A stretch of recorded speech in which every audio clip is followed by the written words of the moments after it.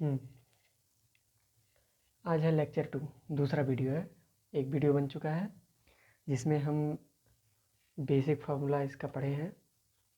उसमें सिर्फ बेसिक बताया गया है कि जो है स्टार्टिंग में ये इंडेफिनिट इंटीग्रल का क्या रोल होता है। स्टार्टिंग में ये मोस्ट इम्पॉर्टेंट फार्मूला, इम्पॉर्टेंट क्या, ये बेसिक है तो इम्पॉर्टेंट है ही, आसान है, ईजी है, याद हो जाएगा। तो पिछले वीडियो में हम ये इस पर कुछ क्वेश्चन भी डिस्कस किए थे। ऐसे ही 3-4 फार्मूले पढ़े थे। पहला एक ये, और एक पढ़े थे 1 पावर x का dx क्या होता है, ln x प्लस सी। और एक था a⁴x का जब dx करते हैं तो आता है a⁴x ln x प्लस सी। और चौथा था e⁴x का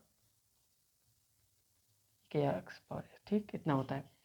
अच्छा, ये प्लस सी हमेशा याद रखना है क्योंकि हम इंडेफिनिट इंटीग्रल पढ़ रहे हैं अभी, ठीक है। तो इस पर हम कुछ क्वेश्चन भी दिए थे और कुछ होमवर्क भी दिए थे, तो वो हो गया होगा। अब हम आगे करेंगे कंटिन्यू। एक सेकंड, इसको मिटाने के लिए चलो इसका यूज करते हैं। ठीक, अब हम इससे आगे बढ़ते हैं। अब ये जो कि सेकंड वीडियो है तो इससे हम आगे बढ़ेंगे। अब हम आज डिस्कस करेंगे, देखो अभी बेसिक एकदम चल रहा है, इसमें भी कॉम्प्लिकेशन नहीं आया है कि दो फंक्शन का मल्टीप्लिकेशन वाला है उसको कैसे डीएक्स करेंगे उसका, और सब्स्टिट्यूशन कैसे यूज करते हैं इसमें। देखो इन डिफरेंशिएशन से टोटली डिफरेंट होता है इसमें इंटीग्रेशन में। जो सब्स्टिट्यूशन मेथड होता है वो डिफरेंशिएशन से टोटली अलग होता है, ठीक है। तो अभी उसको हम डिस्कस करेंगे बाद में। तो अभी हमारा बेसिक एक बार क्लियर हो जाए, सभी फंक्शन का एक बार बेसिक जो क्वेश्चन होते हैं, क्योंकि हम जब 12th में आए हैं तो ये पहला बार पढ़ रहे हैं हम लोग। इसके पहले 11th में सिर्फ यूज पढ़े होंगे इसका, इंटीग्रेशन का। जो 11th में भी कुछ थोड़ा सा बताया जाता है, लाइक x⁴n का dx क्या होता है, साइन का क्या होता है, कॉस का होता है, ये सब बता दिया जाता है फार्मूला। तो वहाँ तो पढ़े होते हैं, लेकिन यहाँ हम प्योर मैथमेटिक्स में पढ़ रहे हैं ना, तो इसको पहले हम पूरा एक बार गो थ्रू हो जाएंगे। जितना भी फंक्शन होता है उसका बेसिक फार्मूला लेके हम एक बार पूरा कंप्लीट कर लेंगे, ठीक है। उसका एग्जांपल देख के और फार्मूला याद करके तब आगे हम चलेंगे थोड़ा सा कॉम्प्लिकेशन में। जैसे डिफरेंशिएशन में होता था, स्टेप बाय स्टेप आगे बढ़ते थे ना। आज ट्रिग्नोमेट्रिक फंक्शन का हो गया, कल एक्सपोनेंशियल का हो गया, फिर उसके आगे लॉगरिथमिक का हो गया। तो ऐसे यहाँ भी तो बेसिक वाला हो गया था कल, उसके पहले मतलब पहले वाले वीडियो में। अब आज सेकंड वीडियो में हम देखेंगे ट्रिग्नोमेट्रिक का, ट्रिग्नोमेट्रिक फंक्शन का इंटीग्रेशन, ठीक है।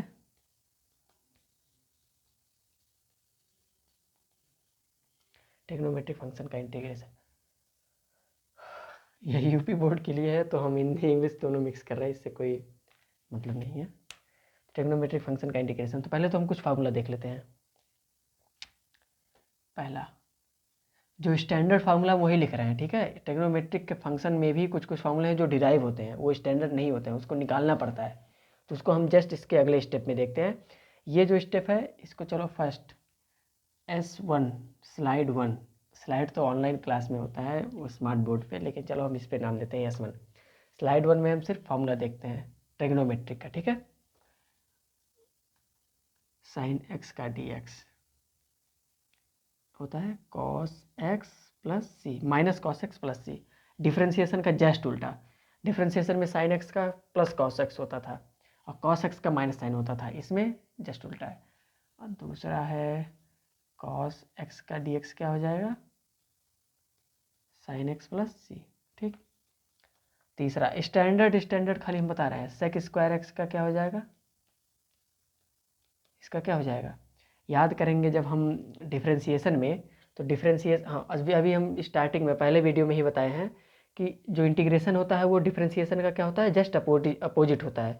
मतलब जिसका डी डी एक्स, अगर किसी फंक्शन का डी डी एक्स करके एफ डैश एक्स लाए हैं तो इसी को इंटीग्रेट करके हम एफ एक्स पा जाएंगे। इसका मतलब क्या हुआ, एफ डैश एक्स को अगर हम इंटीग्रेट कर देंगे तो हमको एफ एक्स मिल जाएगा सेम, ठीक। तो हम देखे थे क्वेश्चन, एक फार्मूला देखे थे डिफरेंशिएशन में, D D x of ten x, D D x of tan x क्या होता था, sec स्क्वायर एक्स। ठीक, इसका मतलब क्या हुआ, sec स्क्वायर एक्स को जब हम इंटीग्रेट कर देंगे तो वो हमको क्या मिल जाएगा, tan x। ठीक है, तो इस फार्मूले का मतलब यही हुआ, sec स्क्वायर एक्स का dx क्या हो गया, tan x। प्लस सी लगाना नहीं भूलेंगे, ठीक है, प्लस सी कोई भी रियल वैल्यू हो सकता है। ये क्वेश्चन के हिसाब से दिया रहेगा कि ये इसका वैल्यू क्या होगा, कंडीशन दिया रहेगा। इंडेफिनिट इंटीग्रल में एज अ मैथमेटिक्स, मतलब मैथमेटिक्स में अभी तो ये कोई एप्लीकेशन पार्ट नहीं, ये सिर्फ सीखने वाला पार्ट है। तो जब इसका एप्लीकेशन आता है, जैसे फिजिक्स में हुआ या फिर केमिस्ट्री में हुआ, केमिकल काइनेटिक्स में इसका यूज आता है, डिफरेंशियल इक्वेशन में इसका यूज आता है, तब यहाँ हम इसका एक्चुअल वैल्यू रखते हैं। ठीक है, एप्लीकेशन वाले पार्ट में इसका वैल्यू रखा जाएगा। अभी तो ये कांस्टेंट ही ट्रीट होगा, एज अ सी लिख देंगे और उससे ज़्यादा कुछ नहीं लिखेंगे। ठीक है, और ये फार्मूला हो गया। चौथा है कोसेक स्क्वायर एक्स का, सेम चीज़ जैसे ये हुआ वैसे ये भी होगा। कोसेक स्क्वायर एक्स का dx जो हो जाएगा वो होगा minus of cot X plus C. पाँचवा cosec x into tan X, इसका जब dx होगा ये क्या हो जाएगा, cosec x into tan x.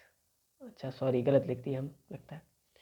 Actually मुझे फार्मूला याद नहीं है, क्योंकि हम डेरिवेशन पे विश्वास रखते हैं, मतलब कोई अगर नीड आया तो इसको डिराइव कर लेंगे। ठीक है, चलो अच्छा, वैसे चलो अच्छा लिख ही देते हैं, cosec x into cot x. इसको जब इंटीग्रेट करेंगे तो हो जाएगा minus cosec x plus c.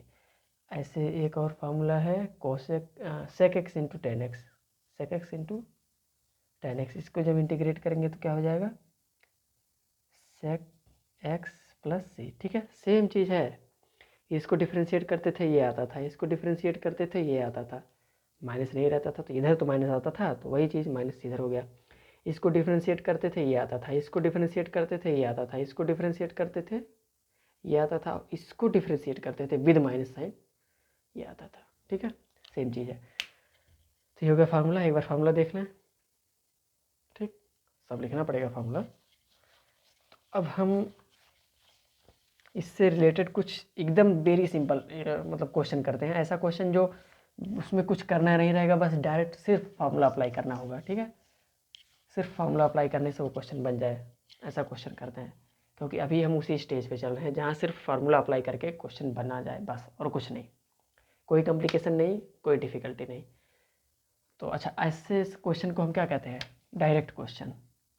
ऐसे क्वेश्चन को हम डायरेक्ट क्वेश्चन भी कह सकते हैं, जिसमें सिर्फ फार्मूला पुट करना हो। ठीक है, तो चलो एग्जांपल देखते हैं। चलो हमको इंटीग्रेट करना है sine x plus cos x को इंटीग्रेट करना है। ठीक, sine x plus cos x को इंटीग्रेट करना है। साइन एक्स का हमको पता है। अब अच्छा, ये तो हमको पता ही है, हम पहले वीडियो में हमको बताना चाहिए था, बताया नहीं। इंटीग्रेशन जैसे डिफरेंशिएशन डिवाइड हो जाता है, वैसे इंटीग्रेशन भी डिवाइड हो जाता है। अगर प्लस या माइनस है तो मल्टीप्लाई और डिवाइड में ये मतलब रूल फॉलो नहीं होता है, सिर्फ प्लस और माइनस में, ऐसे डिफरेंशिएशन में होता था। हमेशा डिफरेंशिएशन और इंटीग्रेशन को हमेशा मिला के चलेंगे। ठीक है, हमेशा रिलेट करते चलेंगे, हर एक रूल में दोनों को कंपेयर करेंगे कि इसमें कैसा था, इसमें कैसा हो रहा है, उसमें क्या अलग था, इसमें क्या अलग है। ठीक है, सिमिलरिटी तो मिलेगा ही मिलेगा। तो अच्छा, मेरा चेहरा थोड़ा कट के आ रहा होगा क्योंकि कैमरे का प्रॉब्लम है। सेटअप थोड़ा मेरा बहुत अजीब है कैमरे का। ठीक है, इस क्वेश्चन को करते हैं। Sine x plus cos x को हमको इंटीग्रेट करना है। अब हम अलग अलग सबको डिवाइड कर लेंगे। ठीक है, ये हो गया लिखने का तरीका। बोर्ड एग्जाम में इतना भी नहीं लिखना है, डायरेक्ट हमको इंटीग्रेट करना है, लेकिन अभी हम समझाने के लिए इसको डिवाइड किए हैं। ठीक है, ये हो जाएगा माइनस कॉस एक्स। अच्छा, तुरंत सी यहाँ नहीं लिखना है कि यहाँ माइनस कॉस एक्स प्लस सी, यहाँ साइन एक्स प्लस सी लिख के फिर बाद में 2c कर दें, जोड़ दें सी प्लस सी 2c, ऐसा कुछ नहीं है। एक कांस्टेंट लिखो पूरे इंटीग्रेशन में, एक कांस्टेंट। ठीक है, क्योंकि कांस्टेंट है ना, कोई वैल्यू हम थोड़ी लिख रहे हैं। वैल्यू रखना होता तब दिक्कत होता, लेकिन अभी हम सिर्फ कांस्टेंट रख रहे हैं तो दिक्कत नहीं होगा। ये हिल रहा है क्या, चलो ठीक। इसका हो जाएगा माइनस कॉस एक्स प्लस इसका हो जाएगा साइन एक्स, लास्ट में लिख दिया सी। ये हो गया आंसर। ठीक है, sine X minus cos X plus C, ये हो गया इसका इंटीग्रेशन। ऐसे एग्जाम्पल लेते हैं और कुछ एग्जाम्पल देख के बताता हूँ मैं।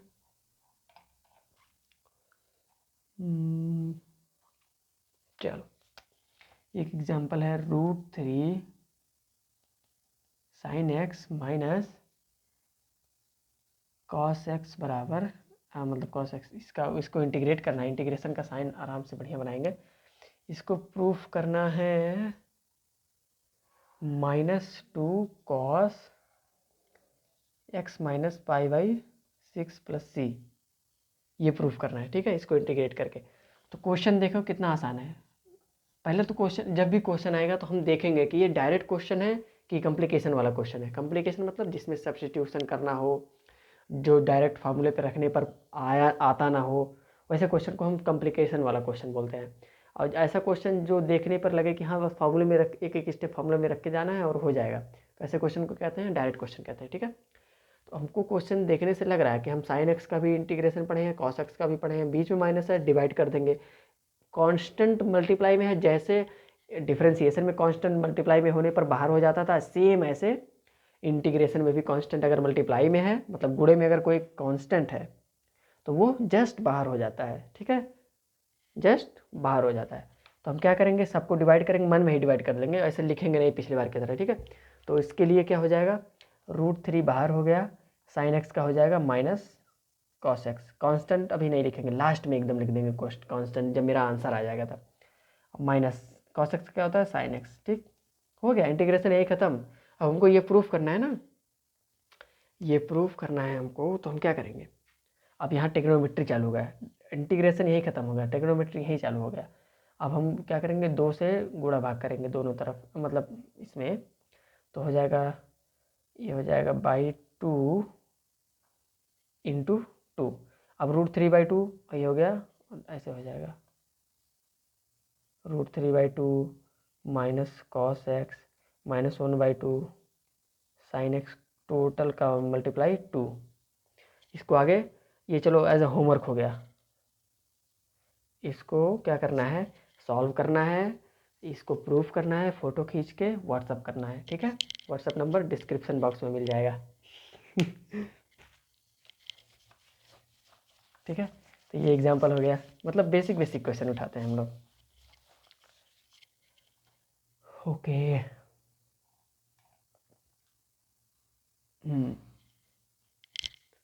चलो ये हो गया। अब एक दो क्वेश्चन और देखें कि आगे बढ़ा जाए। चलो एक दो क्वेश्चन और देखते हैं। मान लो दिया हो sign X minus 2 cos x, इसको करना हो। ठीक, डायरेक्ट क्वेश्चन है ये, डायरेक्ट वाला मतलब डायरेक्ट टाइप क्वेश्चन है। क्या हो जाएगा, माइनस कॉस एक्स, 2 बाहर हो गया, इसका साइन एक्स, लास्ट में प्लस सी, आंसर। ठीक, तो डायरेक्ट क्वेश्चन तो सेकंडों में हो जाता है। अब हम बढ़ते हैं अगले टास्क की तरफ। ये हम लोग का S1 कंप्लीट, यानी स्लाइड 1 कंप्लीट हो गया। अब हम लोग आते हैं स्लाइड 2 पे। ठीक है, स्लाइड 2 में क्या होगा, टेक्नोमेट्रिक फंक्शन का इंटीग्रेशन चल ही रहा है, इसको हटा ही देते हैं क्योंकि अब तो ये वीडियो पूरा उसी पे निर्भर है, आधारित है, निर्भर नहीं है। ठीक, ओके, टेक्नोमेट्रिक का भी हो गया। अब हम देखेंगे इंटीग्रेशन बाय सब्स्टिट्यूशन, ये क्या होता है देखते हैं।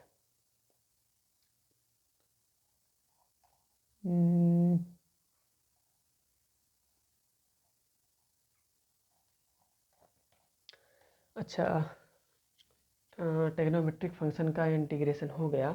अब हम देखो अगले स्टेप में आगे बढ़ेंगे, हम इंटीग्रेशन बाय सब्स्टिट्यूशन मेथड पढ़ेंगे ना। सब्स्टिट्यूशन क्या मतलब होता है कि कुछ फंक्शन दिया हो, उसको कुछ t मान के या फिर m मान के, u मान के, v मान के, जैसे डिफ्रेंशिएशन में मांगते थे ना, मानते थे, फिर उसको वहाँ पुट करके फिर उस चैन रूल लगाते थे, वैसे इसमें भी होता है, सब्स्टिट्यूट किया जाता है। जैसे मान लो हम लोग पढ़े हैं साइन एक्स का, इसका dx पढ़ेंगे ना, माइनस कॉस एक्स प्लस सी, पर अगर कहीं दे दे साइन एक्स के जगह पे कोई फंक्शन दे दे +4x + 3, अब इसको इंटीग्रेट करना हो, कैसे करेंगे, नहीं पता है हमको ना, क्योंकि इसका फॉर्मूला थोड़ी पढ़े हैं, फॉर्मूला तो हम इसका पढ़े हैं ना, इसको dx के, अगर यहाँ x है, इसको dx के सापेक्ष अवकलन करना, समाकलन करना हो, ये फॉर्मूला होता है।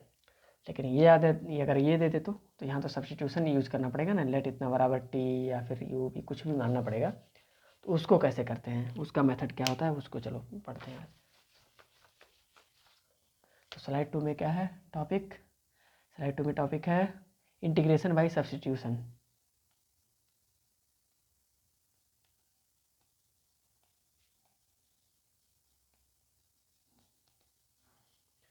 सब्स्टिट्यूशन, ठीक, सब्स्टी STI TU TION, ठीक। Integration by substitution, integration by substitution में क्या होता है, सेम चीज़ अभी जो समझाए थे उसके पहले, ठीक है। अच्छा देखो, हम इंटीग्रेशन जो पढ़ा रहे हैं ये ऐसा नहीं कि जैसे लेक्चर चलता है 40-50 लेक्चर बनता है इंटीग्रेशन का पूरा पार्ट मिला के, definite integration, indefinite integration, area, differential equation, ये सब मिला के बहुत ज़्यादा, मतलब बहुत ज़्यादा लेक्चर बनता है, महीनों चलता है, महीना 1.5 महीना चलता है। लेकिन हम ऐसा नहीं करेंगे, हम पढ़ाएंगे सब चीज़, लेकिन ये है कि थोड़ा थोड़ा जल्दी जल्दी चलेगा, हर एक टॉपिक को हम पढ़ाते चलेंगे। देखो जैसे इंटीग्रेशन बाय सब्स्टिट्यूशन में आ गया ना, लेकिन अगर कोचिंग में क्या होता है, जब हम पढ़ रहे थे तो उस समय क्या था कि जब जिस दिन इंटीग्रेशन चालू हुआ था उस दिन से लेके लगभग 4-5 दिन बाद ये वाला टॉपिक आया था, 4-5 क्लास के बाद। लेकिन ट्यूशन में क्या होता है, ट्यूशन में 40 मिनट का तो 45 मिनट का हम लोग का कोचिंग होता था, उसमें एक टॉपिक बताते थे तो उससे रिलेटेड कुछ क्वेश्चन भी कराते थे। तो क्वेश्चन हर कोई लड़का करता था, तो उसमें कुछ टाइम भी देते थे करने के लिए, कुछ अपने से बताते थे, तो उसमें टाइम जाता था, लेकिन वो बढ़िया होता था क्योंकि हम लोग क्वेश्चन भी वहाँ कर लेते थे। तो यहाँ भी हम क्वेश्चन करा रहे हैं, एग्जाम्पल करा रहे हैं, लेकिन यह है कि साथ में हम कंटिन्यूटी मतलब बनाए हुए हैं इस टॉपिक का, हर एक टॉपिक का, ठीक है। मतलब ये टॉपिक ख़त्म हो रहा है तो अगला टॉपिक, तो इसलिए ये थोड़ा जल्दी होगा। तो हम पहुँच चुके हैं इंटीग्रेशन बाय सब्स्टिट्यूशन में। हम थोड़ा तेज़ बोल रहे हैं क्योंकि मेरा आदत है ये तेज़ बोलने का। इंटीग्रेशन बाय सब्स्टिट्यूशन में फर्स्ट कितने टाइप का इंटीग्रेशन बाय सब्स्टिट्यूशन होता है, पहला है डायरेक्ट, डायरेक्ट सब्स्टिट्यूशन। बी क्या है, स्टैंडर्ड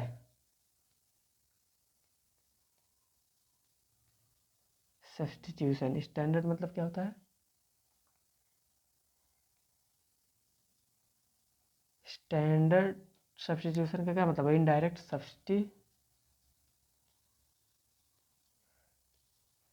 देखो direct substitution, standard substitution, indirect substitution, तीनों का क्या मतलब हुआ, तीनों का अलग अलग मतलब होता है वर्ड के हिसाब से। मतलब चलो करते हैं, डायरेक्ट सब्स्टिट्यूशन का क्या होता है, डायरेक्टली कुछ दिख रहा है, ऐसा कोई फंक्शन दिखा, डायरेक्टली उसको हम पुट कर दिए। चलो अच्छा समझाते हैं साइंटिफिक वे में, ऐसे नहीं, एक मैनर में समझाते हैं हम।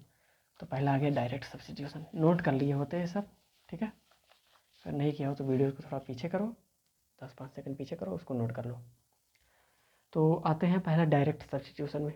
डायरेक्ट सब्स्टिट्यूशन क्या होता है, if F x, 1 second,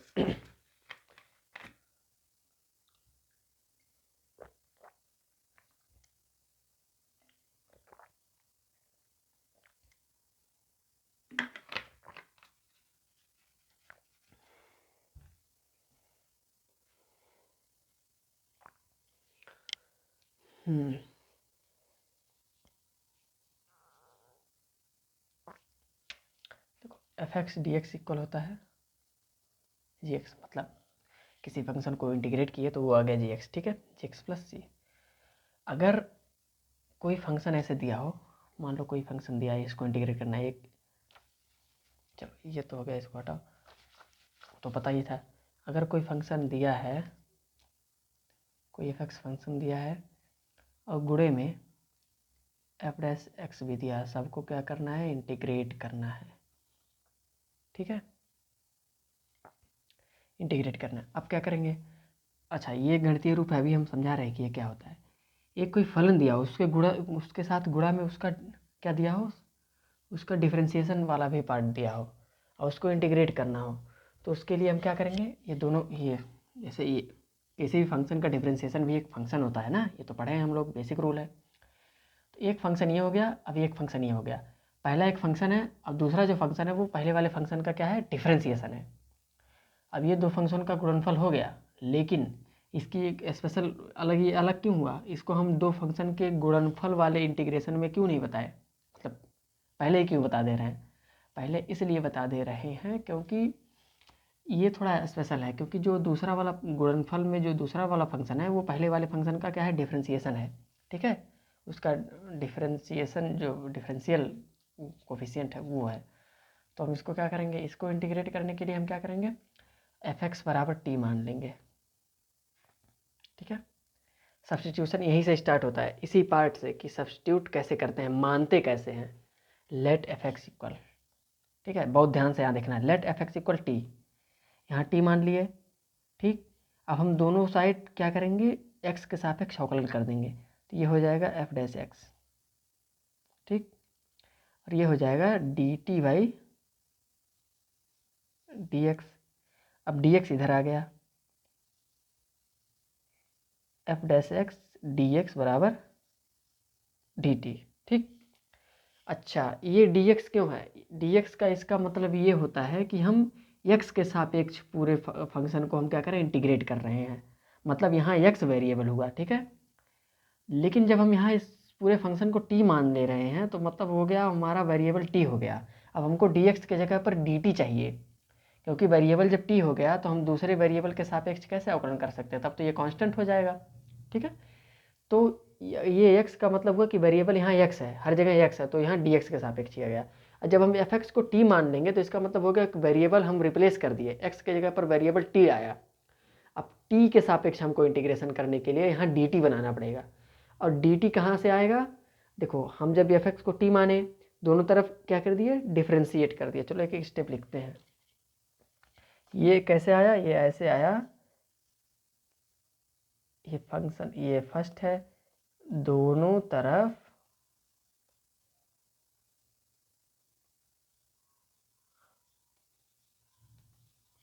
differentiation करने पर, दोनों तरफ डिफरेंशिएशन किए, एफ डैश एक्स हो गया, ये D T by D x हो गया, डी एक्स को उधर भेज दिए, अब F dash x into D X बराबर डी टी हो गया। ठीक है, तो क्या मतलब हुआ, डी टी हमको यहाँ लाना था, अब डी टी लाएंगे तो डी टी बराबर क्या होता है, F dash x D x, मतलब अगर यहाँ F dash x into D x होगा तो उसके जगह पर डी टी आएगा। ठीक है, तभी हम इंटीग्रेट कर पाएंगे उसको। अब पूरा मामला क्या हुआ, यहाँ ध्यान से देखना, एफ एक्स को क्या माने थे, टी माने थे। ठीक, एफ एक्स के जगह पर क्या हो गया, टी हो गया। अब F dash x into D X बराबर क्या हुआ है, अभी यही लाए हैं, F dash x into D X बराबर होता है डी टी। जब हम एफ एक्स को टी मान लिए हैं तो उसको हम डिफ्रेंशिएट करके ये वाला हमको चीज़ मिल गया, एफ एक्स को टी मानने पर F dash x into D x जो होता है वो डी टी के बराबर हो जाएगा। ठीक है, टी अभी इतना बराबर हो गया डी टी, यानी कि डी टी। अब ये सिंपल चीज़ हो गया ना कि वेरिएबल वेरिएबल हो गया, उसका उसके साथ जो है उसका इंटीग्रल, तो इसका क्या होता है, टी के पावर वन है, डी टी है, तो टी के power one plus one by one plus one, simply T square by two. ठीक है, T square by two plus C. अब टी स्क्वायर, अब टी किसको माने थे, एफ एक्स को माने थे, तो टी का वैल्यू रख दो, यानी एफ एक्स का whole square by two plus C, इसका हो गया इंटीग्रेशन। ठीक है, कैसे आया, समझ में आया ना, जब कोई फंक्शन और उसका डिफरेंशियल दोनों गुणनफल के रूप में दिया हो तो उसको कैसे सॉल्व किया जाता है। एक स्पेशल होगा डायरेक्ट सब्स्टिट्यूशन, ये आता है डायरेक्ट सब्स्टिट्यूशन के अंदर। ठीक है, एक एग्जांपल लेते हैं, अच्छे से समझ में आएगा। मैथमेटिक्स को हमेशा एग्जांपल से समझा जाए, कोई भी क्लास का मैथमेटिक्स हो, कैसा भी मैथमेटिक्स हो, IIT JEE हो या फिर बोर्ड हो, कैसा भी मैथमेटिक्स हो, जब तक हम उसको एग्जाम्पल से समझ के उसको अंदर बैठाएंगे नहीं तब तक काम नहीं बनेगा। तो इंटीग्रेशन से हम समझते हैं, सॉरी एग्जाम्पल से समझते हैं। लेट अस एक एग्जाम्पल देखते हैं।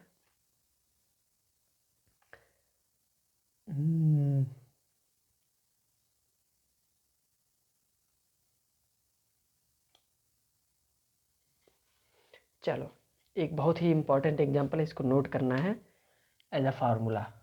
ठीक है, यही हम बनाते हैं hashtag note it as a formula. Example है कौन सा टाइप का एग्जांपल ले रहे हैं? डायरेक्ट सब्स्टिट्यूशन के टाइप में, जिसमें फंक्शन और उसका डिफरेंशिएशन गुणनफल के रूप में दिया हो। कॉट एक्स का डी एक्स, ये हमको करना है इवेलुएट, ठीक है।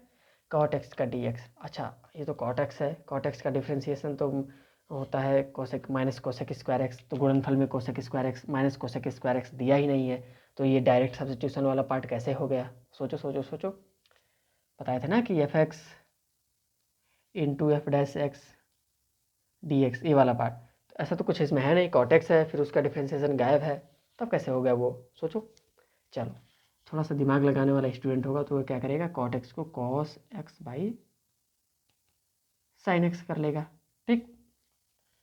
Cos x by sine x कर लेगा इसका डी एक्स, ठीक है। अब अगर हम साइन एक्स को टी मानेंगे, चलो मान लेते हैं, अगर हम साइन एक्स को टी मानेंगे, ठीक है, late sine x equal T. अब दोनों तरफ जब डिफ्रेंशिएट करेंगे तो साइन एक्स का डिफ्रेंशिएशन कॉस एक्स होता है। कंफ्यूज बिल्कुल नहीं होना है डिफ्रेंशिएशन और इंटीग्रेशन में। जब हम कोई वैल्यू कोई सब्स्टिट्यूट करते हैं, कोई दूसरा टर्म किसी फंक्शन को मान के, तो वहाँ डिफ्रेंशिएट करते हैं, और डिफ्रेंशिएट का फॉर्मूला अलग होता है और इंटीग्रेशन का फॉर्मूला अलग होता है। इस दोनों तरफ डिफ्रेंशिएट करने पर साइन एक्स का कॉस एक्स हो गया, इधर हो गया D T by D X, ठीक। Cos X into D X बराबर क्या हो गया, डी टी। अगर नीचे वाले को टी मानेंगे तो हमको cos X into D X बराबर डी टी आ जाएगा, नहीं तो हम डी टी आराम से पुट कर सकते हैं कि नहीं। Cos X into D x है हमारे पास कि नहीं है कि नहीं है? क्वेश्चन में देखो है ना, इसको टी माने ये हमारा डी टी हो गया, तो आराम से हम कर सकते हैं। कैसे? चलो साइन एक्स को टी माने थे यानी 1/t, अब cos X into D x क्या हो गया, डी टी, यानी कि डी टी। अब वो फॉर्मूला याद करो 1/x dx का, 1/x dx क्या होता था, ln x यानी log t, ठीक है। ये मिटाते हैं, ये हो जाएगा log t, t किसको माने थे, साइन एक्स को, तो हो जाएगा log साइन एक्स प्लस सी लास्ट में आंसर। इसको मॉड में लिखते हैं क्योंकि log का वैल्यू नेगेटिव में नहीं हो सकता, तो मॉड लिख देते हैं, कोई दिक्कत नहीं है इससे। log साइन एक्स भी लिख सकते हो, ऐसा कोई बात नहीं है, ठीक है। तो क्लियर हो गया ना ये डायरेक्ट सब्स्टिट्यूशन वाला। चलो एक दो एग्जांपल और लेते हैं, ये नोट कर लेना है। कॉट एक्स का फॉर्मूला क्या होता है, कॉट एक्स का इंटीग्रेशन क्या होता है, कोई पूछ लेगा तो क्या बताओगे, लॉग मॉड में साइन एक्स प्लस सी। मॉड बोलना ज़रूरी नहीं है, लेकिन एक स्टैंडर्ड स्टूडेंट होने के नाते आप मॉड भी बोलोगे, क्योंकि लॉग के अंदर का वैल्यू नेगेटिव नहीं होता है, जो कि साइन एक्स अगर खाली लिखोगे तो साइन एक्स का वैल्यू नेगेटिव भी तो होता है ना, साइन एक्स का वैल्यू -1 से 1 तक जाता है, तो इसीलिए मॉड लिखना ज़रूरी होता है लॉग में। अगर कोई ऐसा फंक्शन आ रहा है जिसका वैल्यू नेगेटिव भी हो सकता है तो उसको हम मॉड में लिखना ज़रूरी समझते हैं। तो कॉट एक्स का फॉर्मूला ये हो गया, ठीक है। एज अ फॉर्मूला इसको नोट कर लेना है, नोट कर लो, ठीक।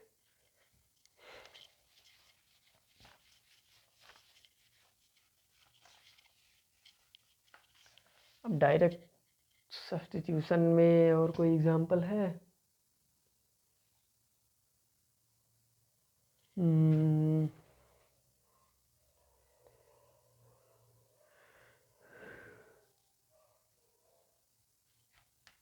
और एग्जांपल हो सकता है, अच्छा कई बार हमको क्या होता है, अच्छा बताया ना डायरेक्ट सब्स्टिट्यूशन में F x into F dash x D x integration होता है ना, तो कई बार क्या होता है,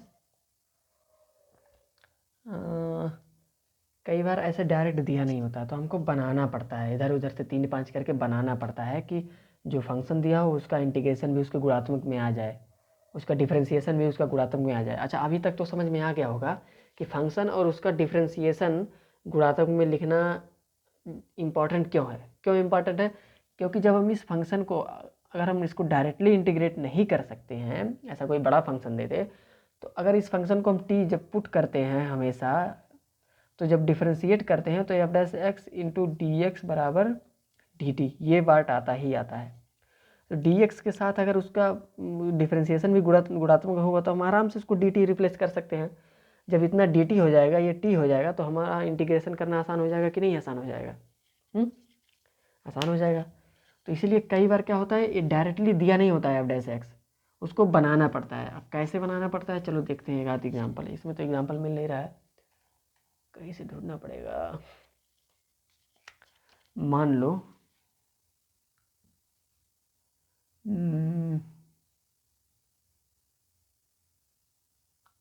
मान लो हम लोगों को दिया है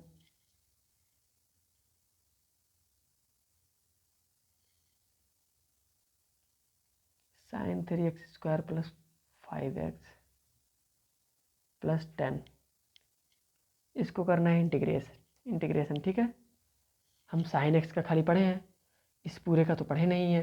ठीक है, और इंटू इंटू इंटू और इंटू में दे दिया है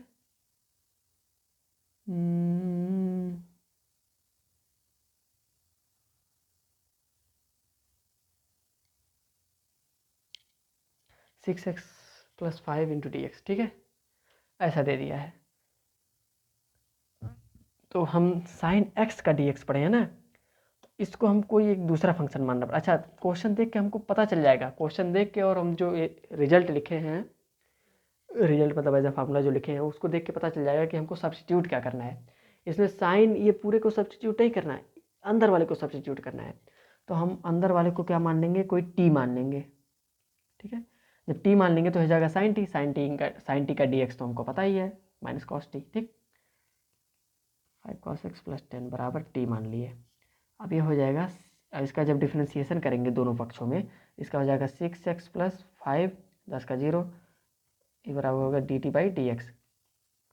अच्छा, हमेशा ये dt/dx लिखने की जरूरत नहीं है, जब डिफ्रेंसिएशन करें तो यहीं सीधे dx लगा देना, इधर dt कर देना है। ठीक है, यहाँ dx लगा देना, इधर dt कर देना। अब इतना कहीं अगर दिखेगा इस क्वेश्चन में, तब उसको dt रिप्लेस कर सकते हैं। समझ में आ रहा है ना, dt कैसे रिप्लेस कर सकते हैं। इसको जब t मानेंगे तो इतना बराबर क्या हो जाएगा, इतना इंटू dx बराबर क्या हो जाएगा dt, क्योंकि t माने हैं तो dt होना जरूरी है, तो dt के लिए क्या होगा, इतना होना जरूरी है। तो जब साइन अब ये हो गया साइन t, ये हो गया t। अब dx ये इतना बराबर dt होगा, dt लाना है ना, तो dt लाने के लिए क्या करना पड़ेगा, ये जो क्वेश्चन दिया उसमें ये होना चाहिए, तो ये ऑलरेडी दिया हुआ है क्वेश्चन में, तो ये हो जाएगा आराम से dt। अब होगा cos t, ठीक, -cos t, -cos 3x² + 5x + 10, आराम से हो गया आंसर। लेकिन जब ये दिया हो, खाली अगर यही दिया होता ये dx, तब शायद नहीं कर पाते हम लोग इंटीग्रेशन इसका। ठीक है, लेकिन इसका इस जिसको हम लोग टी मानने वाले थे, उसका डिफ्रेंसिएशन आराम से क्वेश्चन में दिया था नहीं, 6x + 5 × dx, तब जाके ये आंसर आ गया। अगर ये नहीं दिया होता, खाली ऐसे होता क्वेश्चन, तब गड़बड़ हो जाता। ठीक है,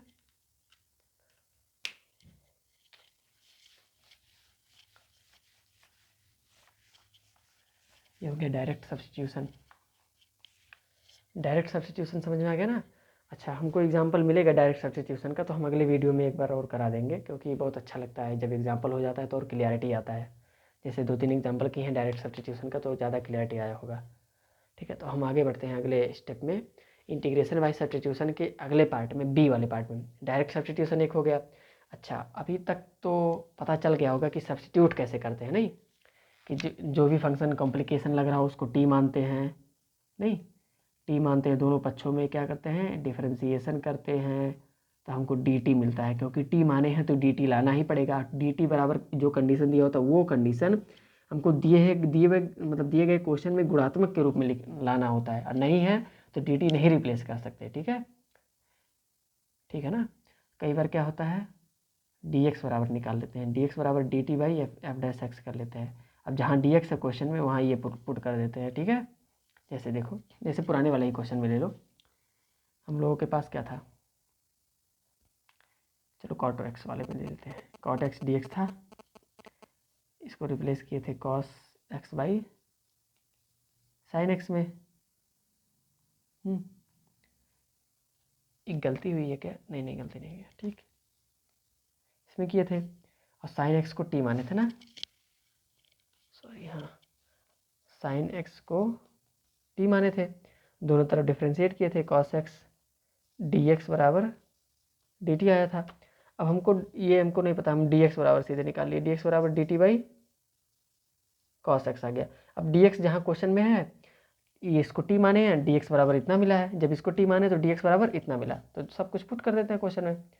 cos x as it is पड़ा रहेगा, sin x को t माने हैं, dx बराबर क्या हो जाएगा dt by cos x, dt by cos x अपने आप कट गया नहीं। 1/t dt आ गया ln t प्लस सी। ठीक है, तो ऐसे भी कर सकते हैं, मतलब D F dash x into D X बराबर डी टी को हम डी एक्स का वैल्यू फाइंड करके भी वहाँ जाके डायरेक्ट पुट कर सकते हैं। तो जो ऊपर एफ डैश एक्स रहेगा वो कट जाएगा, जैसे यहाँ था क्वेश्चन में था ना, ऊपर नीचे लाए कट गया, बात वही पड़ा। पकड़े, एक एक बात को पकड़ें, अगर नहीं समझ में आ रहा तो फिर से वीडियो को पीछा करके पकड़ें, वीडियो को दोबारा पीछे करें, दोबारा सुने। नहीं भी फिर भी नहीं समझ में आ रहा तो व्हाट्सअप करें कि ये चीज़ नहीं समझ में आया, तो अगले वीडियो में हम सिर्फ उसी टॉपिक के लिए 10-15 मिनट का वीडियो बना देंगे ताकि वो चीज़ क्लियर हो जाए। बिना समझे अगर आगे आगे का वीडियो देखते रहेंगे तो बेकार होता जाएगा। ठीक है, डायरेक्ट सब्स्टिट्यूशन कंप्लीट हुआ। अगले वाले पार्ट में चलते हैं, standard substitution.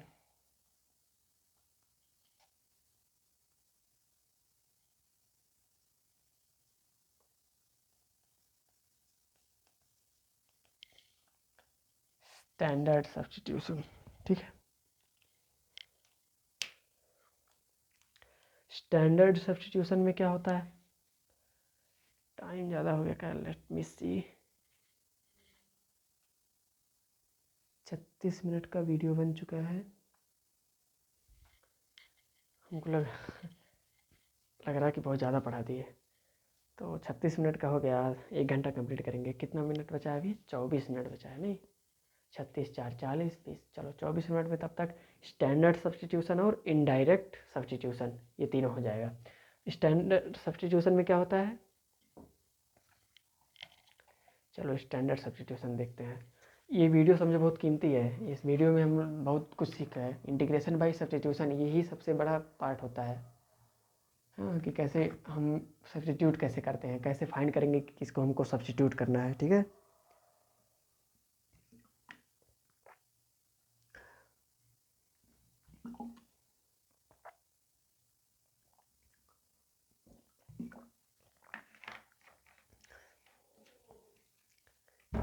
standard substitution in something standard integrand or a part of it, we have a standard substitution. List of standard substitution is as follows.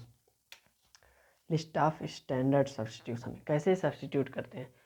तो पहले जैसे देखो याद करो, अब फिर से डिफरेंशिएशन में कैसे बताए थे कि अगर ए स्क्वायर एक्स स्क्वायर ऐसे दिया हो तो हम ए को क्या मानेंगे, एक्स को क्या मान के करेंगे। सेम चीज़ इसमें भी है, वही चीज़। ठीक है, तो सब्स्टिट्यूट कैसे करेंगे, पहले तो सारा फार्मूला लिख लेंगे। एक्स स्क्वायर प्लस ए स्क्वायर को अगर आ गया, ऐसा कोई पार्ट आ गया इंटीग्रेशन के लिए, मतलब एक कांस्टेंट का स्क्वायर है और एक एक्स स्क्वायर है, ठीक है, उसको क्या करेंगे, और या यही चीज़ रूट में दिया हो तो उसके लिए क्या सब्स्टिट्यूशन होगा, सब्स्टिट्यूशन होगा एक्स इक्वल ए टेन थीटा मान के। ठीक है, एक्स इक्वल ए टेन थीटा मान के। अभी हम पहले 2-3 लिख लो, फिर उसको बताते हैं। एक्स स्क्वायर माइनस ए स्क्वायर आ गया, और यही चीज़ अंदर आ गया तो क्या मानेंगे, एक्स इक्वल ए सेक थीटा मानेंगे। ये सब मानने से क्वेश्चन आसानी से लग जाएगा। ठीक है, तीसरा ए स्क्वायर माइनस एक्स स्क्वायर, अभी तक एक्स स्क्वायर माइनस ए स्क्वायर, अब ये पलट गया, ए स्क्वायर माइनस एक्स स्क्वायर आएगा, और यही चीज़ रूट में आए तो क्या करेंगे, ए बराबर एक्स बराबर ए साइन थीटा और एक्स बराबर ए कॉस थीटा। ठीक है, अब चलो इन तीनों का एक बार एक एक एग्जाम्पल देखते हैं, फिर अगला। ठीक है, आप जब नोट्स बनाएंगे तो सारा सब्स्टिट्यूशन एक साथ लिखेंगे, तब एग्जाम्पल देखेंगे। हम क्या कर रहे हैं, हम वीडियो बना रहे हैं तो हम इसको एक बार तीनों का एग्जाम्पल देखेंगे, फिर चौथा पाँचवा छठवां सातवां आठवां जो भी है जितना लिखवाएंगे। ठीक है, तो सबसे पहले हम पहले वाले का एग्जाम्पल देखते हैं कि पहला वाला ऐसा कौन सा क्वेश्चन है जिसमें पहला वाला सब्स्टिट्यूशन अप्लाई करना हो। एक बार अप्लाई करके देख लेंगे मेरे द्वारा तो आप लोग आराम से कर पाएंगे। ठीक है, तो पहले वाले को हम अप्लाई करते हैं क्वेश्चन में।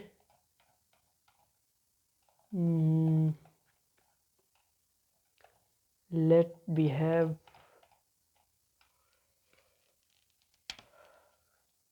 चलो इसी को इंटीग्रेट कर देते हैं, इंटीग्रेट, ठीक है। इसको तो नहीं,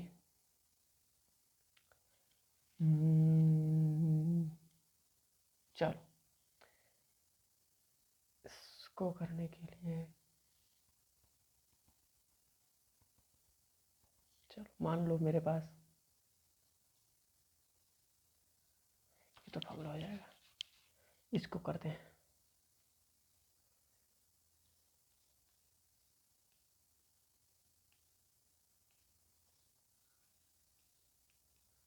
इसका इंटीग्रेशन, अंडर रूट में सिर्फ एक फंक्शन होता तो उसको पावर 1/2 करके प्लस 1/2 प्लस 1 बाई 1/2 प्लस 1 करके लगा देते, वो वाला फॉर्म एक्स पावर एन वाला फार्मूला। लेकिन यहाँ अंडर रूट में एक फंक्शन है प्लस के साथ उसका एक कांस्टेंट भी है, तो ये वाला चीज़ अप्लाई करते हैं, ठीक है। हमेशा याद रखना है कि ये स्टैंडर्ड सब्स्टिट्यूशन कैसे अप्लाई करते हैं। तो एक्स बराबर हम मान लेंगे ए टेन थीटा, ठीक। एक्स बराबर ए टेन थीटा मान लिए सब्स्टिट्यूट करने के लिए। अब हम जब ये तो डी एक्स बराबर तो क्या हो जाएगा, सॉरी ये सब्स्टिट्यूशन करना, एक्स बराबर ए टेन थीटा रखना है हमको, ठीक है। तो क्वेश्चन को पहले एक बार और मतलब रीमोडिफाई करेंगे एक बार ऐसे, एक्स के जगह पे ये रख दिए,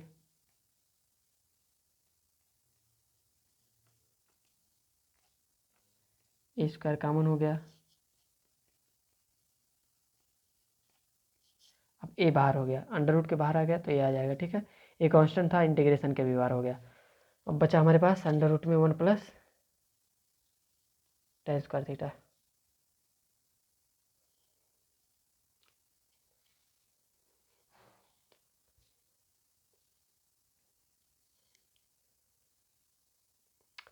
जब हम x बराबर ए टेन थीटा यहाँ पुट किए हैं तो उसको हम उसका डी थीटा भी पुट करना पड़ेगा ना, इसको दोनों तरफ डिफ्रेंशिएट करके। कोई याद रखें, कोई भी सब्स्टिट्यूशन करें अगर इंटीग्रेशन में तो उसको एक बार डिफ्रेंशिएट दोनों पक्षों में करके dx को रिप्लेस जरूर करें, क्योंकि यहाँ थीटा होगा, यहाँ dx लिखेंगे तो कैसे काम होगा, तब तो क्वेश्चन ही गलत हो जाएगा नहीं। तो यहाँ dx बराबर अभी हो गया ए टेन थीटा का क्या होता है, टेन थीटा का उसका डिफ्रेंशिएशन इंटीग्रेशन अभी हम लोग पढ़े ही नहीं है, ठीक। तो इसका एक अलग क्वेश्चन बनता है, ये एक अलग फार्मूला होता है, सॉरी इसके लिए, इसको बीच में एग्जांपल के रूप में लेने के लिए सॉरी, एक फार्मूला बनता है, इसको हम कराएंगे बाद में। अभी चलते हैं, आज इतना ही छोड़ते हैं, अगले क्वेश्चन में यहाँ से चालू करेंगे स्टैंडर्ड सब्स्टिट्यूशन अगले वीडियो में। टाइम हो गया, अभी हमको कुछ काम भी है।